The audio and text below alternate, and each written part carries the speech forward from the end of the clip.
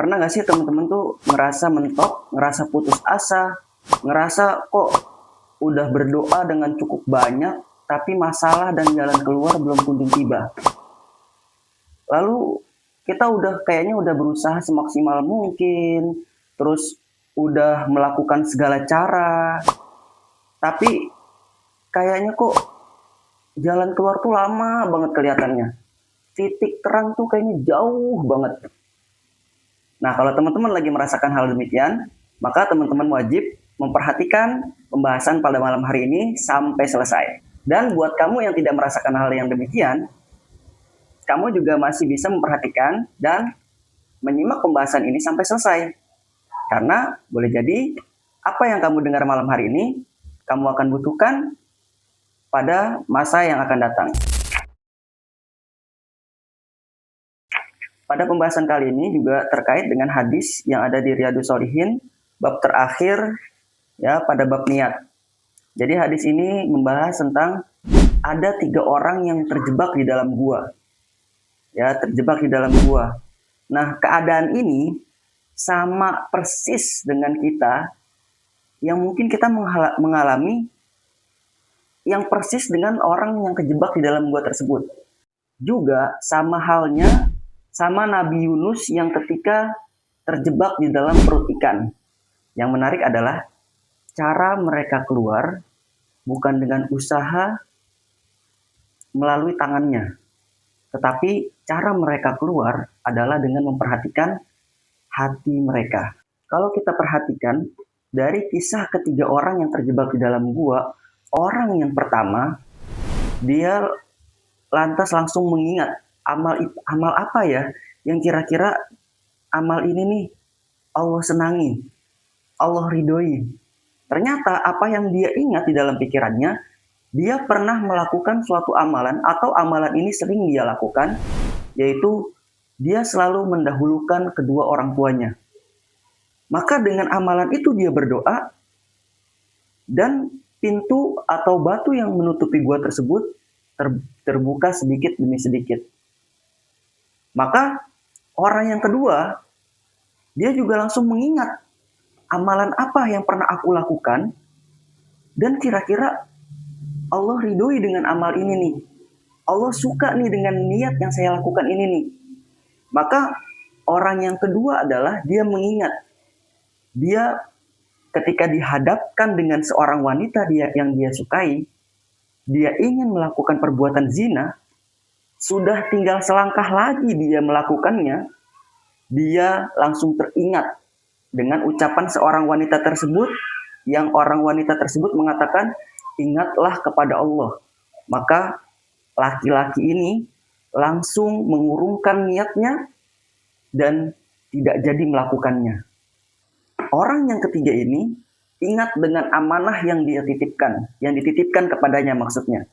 Jadi orang yang ketiga ini adalah seorang pemilik, ya, seperti pemilik perusahaan. Dia menggaji karyawannya dengan adil. Lalu suatu saat ada satu karyawan yang tiba-tiba entah kemana dia tidak diketahui. Lalu saat gajinya ingin diberikan, orang tersebut tidak menemukan karyawannya. Maka dia kembangkan gajinya itu sampai dia memiliki dari gajinya itu berpuluh ekor kambing. Banyaklah kambingnya. Setelah dia bertemu lagi beberapa tahun kemudian, dia berikan kambing itu secara amanah.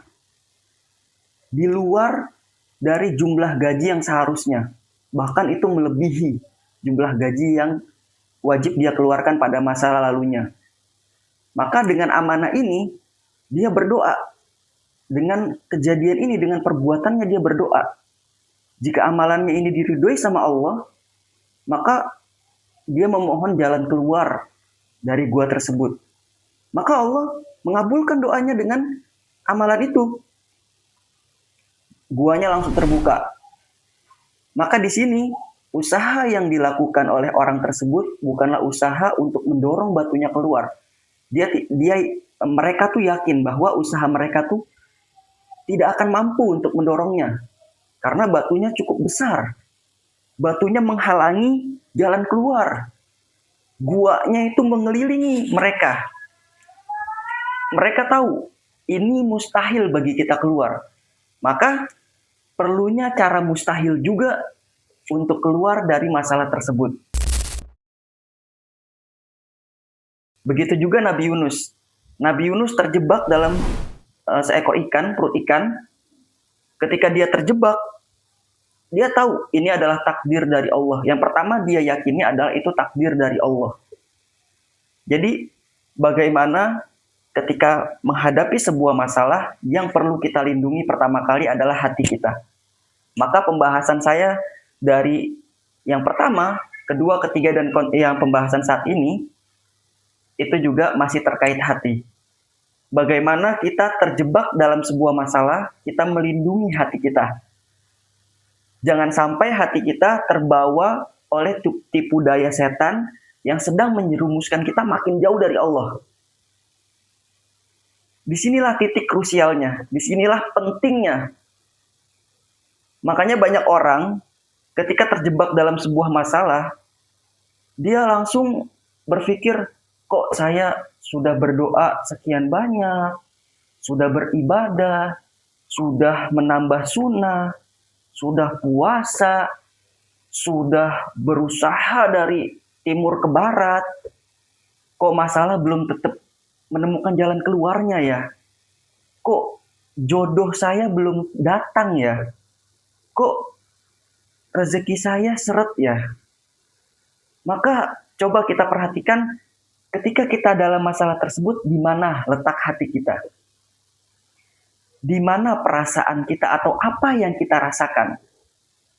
Kalau kita sudah mulai menyalahkan takdir dari Allah, maka pasti masalah itu tidak akan selesai. Maka pasti tidak akan menemukan jodohnya. Maka pasti rezekinya masih akan seret. Karena apa? Karena hati kita tidak dilindungi.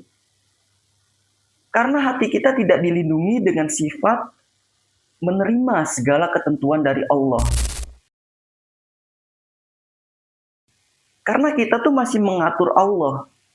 Kita dengan doa kita tuh mau, ya Allah kabulkan sekarang. Ya Allah kabulkan besok. Ya Allah kabulkan minggu ini. Siapa kita? Kita mengatur Allah yang maha kuasa, yang dia tahu masa depan. Tapi kita dengan cara kita berdoa saja, kita mengatur Allah. Jangan tentukan waktu kepada Sang Maha Pencipta yang dia tahu apa yang akan terjadi di kemudian hari. Yang perlu kita lakukan adalah kita berdoa dengan keyakinan penuh dan tidak terburu-buru dengan doa kita terkabul. Jadi doa kita tuh tidak akan terkabul jika kita terburu-buru ingin dikabulkan. Bagaimana kita tahu terburu-buru atau tidak? Ya itu tadi, kita merasa bahwa doa kita tuh lama-lama kok nggak dikabulkan. Kok nggak ada jawaban dari doa kita? Kok tidak ada jawaban dari usaha kita?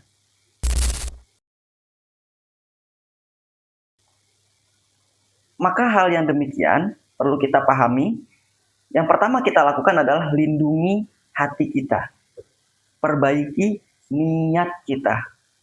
Perbaiki hubungan kita dengan Allah, terutama perasaan kita kepada Allah.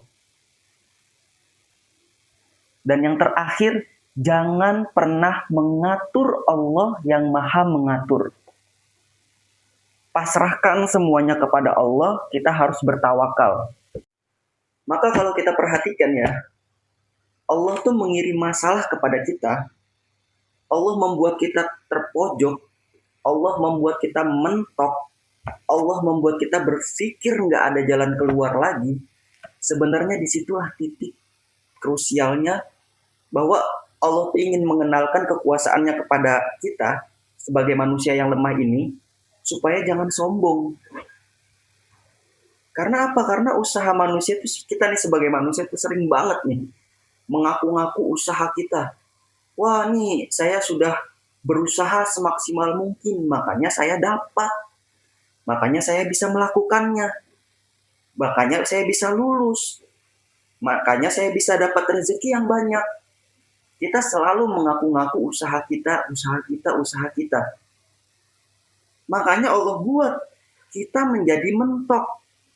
Kita menjadi nggak punya jalan keluar. Supaya apa? Supaya di titik itu kita belajar kepada siapa kita bersandar.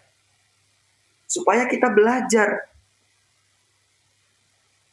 sebenarnya siapa sih yang bisa meluruskan atau memudahkan jalan saya, supaya kita mengenal pencipta kita. Maka Allah membuat kita terjebak dalam sebuah masalah. Supaya apa? Supaya kita bisa menata hati kita lagi.